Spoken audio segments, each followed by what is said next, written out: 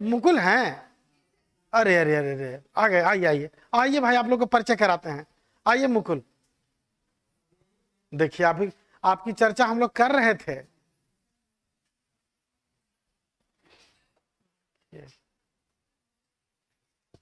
चलिए, आपको बहुत बहुत बधाई, है ना?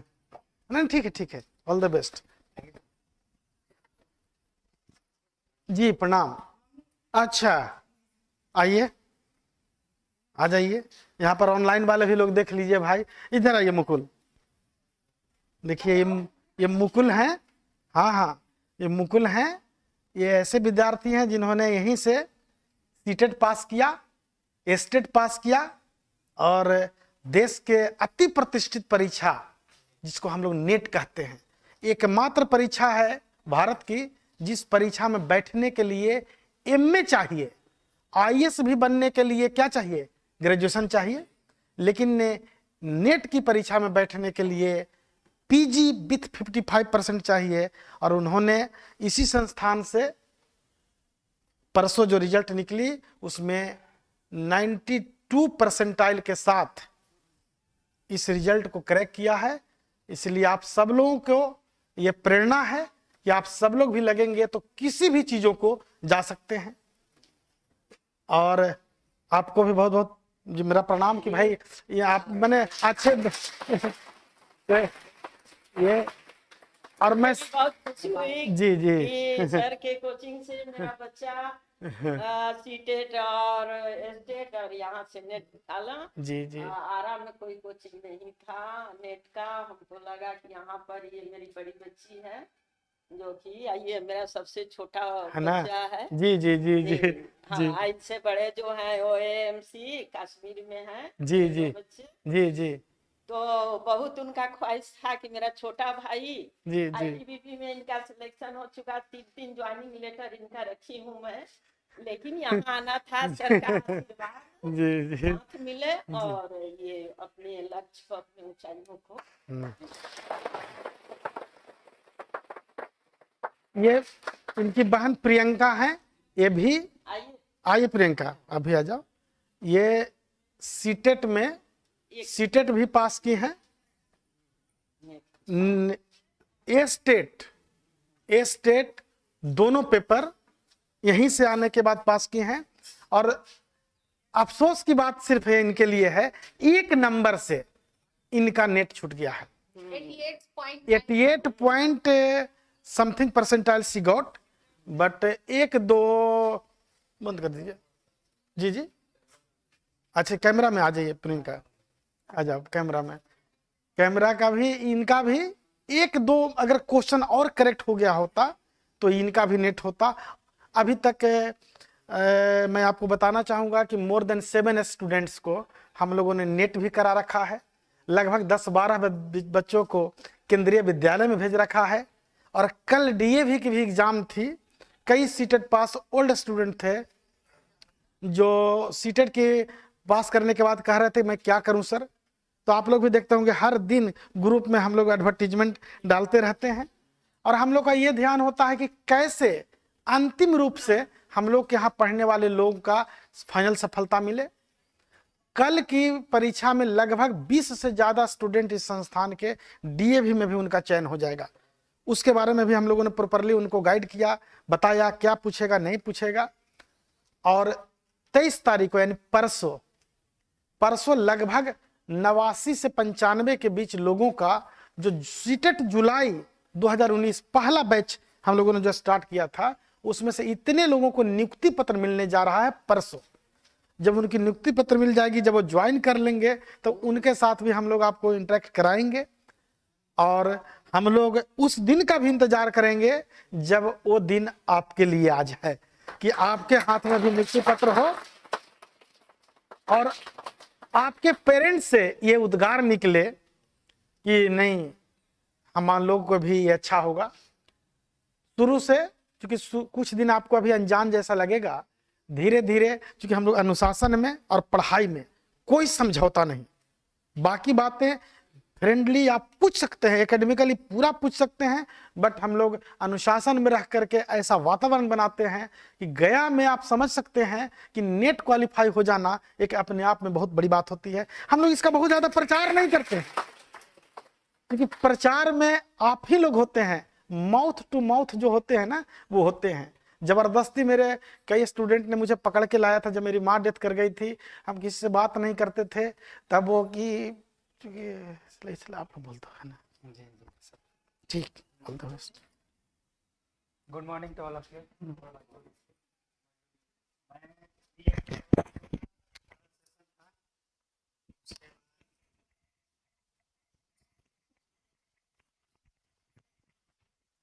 सेशन मेरा 2016-18 था।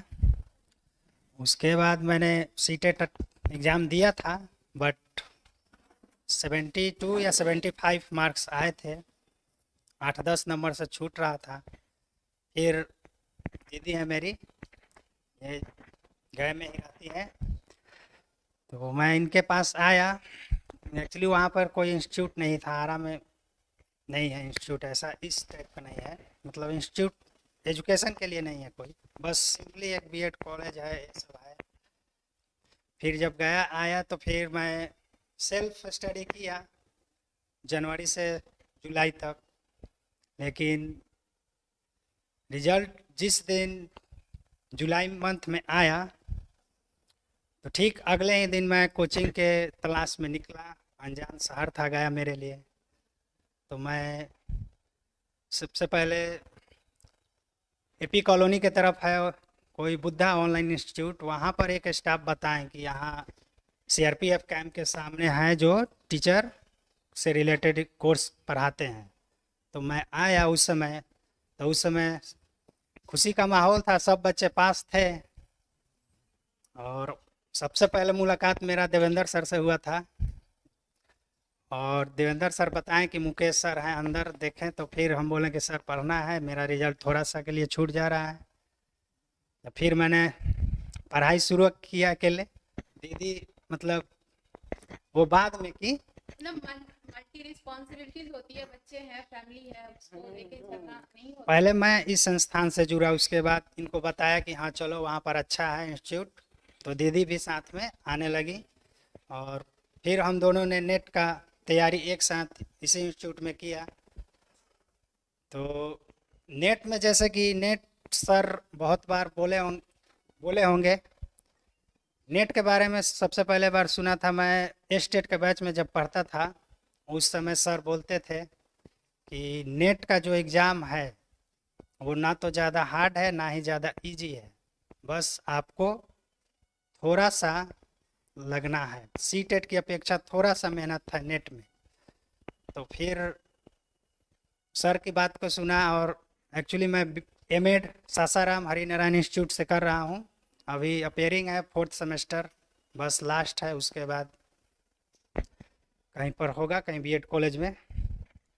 और फिर नेट के सर जो पढ़ाएं, सर ने शुरुआत में ही सर ने बोला था कि यहाँ पर जो पढ़ाई हो जा रही है ठीक है, लेकिन उसके बदले फिर घर पर जाकर आपको खुद से थोड़ा उस चीज़ को रिवीजन करना है, और जहाँ से भी आपको कहीं स्टडी मटेरियल मिले जो कि वैलिड हो, उसको अपने स्तर से देखना भी है, और अगर कोई कन्फ्यूजन हो तो सर से उससे रिलेटेड पूछना चाहिए। हम दोनों एक साथ इस बैच में पढ़े, और घर पर भी सेल्फ मतलब साथ में ही पढ़ते थे लोग, इसलिए हम लोग का बहुत सहयोग मिला। मतलब कि सभी का, ये नेट का एग्ज़ाम में सभी का सहयोग है, सर का तो सबसे ज़्यादा, और फैमिली मेम्बर में जैसे परिवार के लोग को भरोसा होता है तब ना कोई पढ़ने के लिए छोड़ता है। जैसे कि उस समय जब मेरा पहली बार जब जॉब लगा तो बहुत से लोग बोला कि इस समय जॉब छोड़ना ठीक नहीं है, फिर भी हम खुद पर भरोसा था कि नहीं पढ़ेंगे तो होगा, क्यों नहीं, किसी भी चीज़ में होगा। तो उसको छोड़कर मैंने एजुकेशन का लाइन को चुना।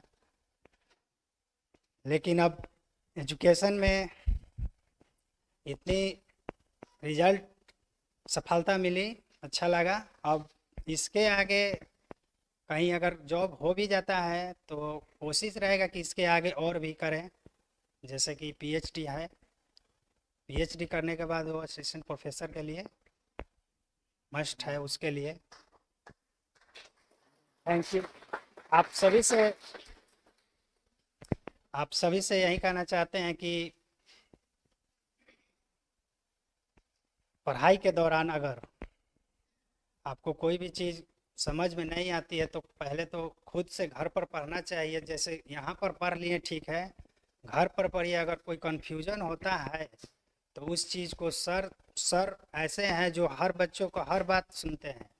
ऐसे इंस्टीट्यूट में कोई टीचर हर बच्चे को उतना केयर नहीं करता है, लेकिन सर जो है हर बच्चे का सुनते हैं। आप कभी सर के पास जाके तो देखिए, पूछना चाहिए। आपके मुकेश सर के अलावा और भी हैं, जैसे देवेंद्र सर हैं, यहाँ से जितने पास आउट हैं वो सब। सफलता मतलब सभी का सहयोग से ही मिलता है, अकेले के दम पर नहीं होता। इसलिए आप लोगों से भी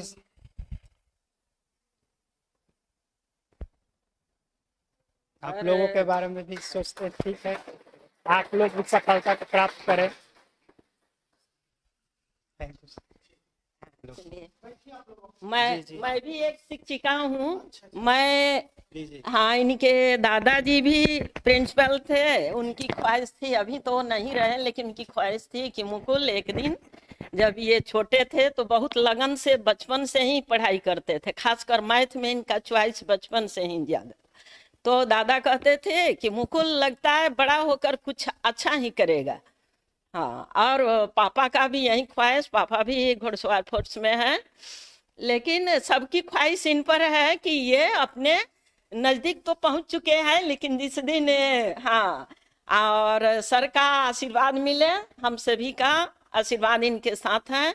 और आप सभी से मैं ये कहना चाहूँगी कि कहीं भी आप जहाँ भी कोचिंग में रहिए या घर पर कड़ी मेहनत कीजिए और अनुशासन बनाए रखें। मेन है डिसिप्लिन। डिसिप्लिन से ही इंसान देश महान बने या इंसान महान बने। आप गुरु की बात अगर नहीं मानते हो तो कभी आप आगे नहीं बढ़ सकते हैं, कितना भी मेहनत कीजिए। लेकिन डिसिप्लिन अनिवार्य है। डिसिप्लिन और कड़ी मेहनत और बड़ों का आशीर्वाद आप सबके साथ, और आप लोग अपने ऊंचाइयों को छू सकते हैं। Thank you for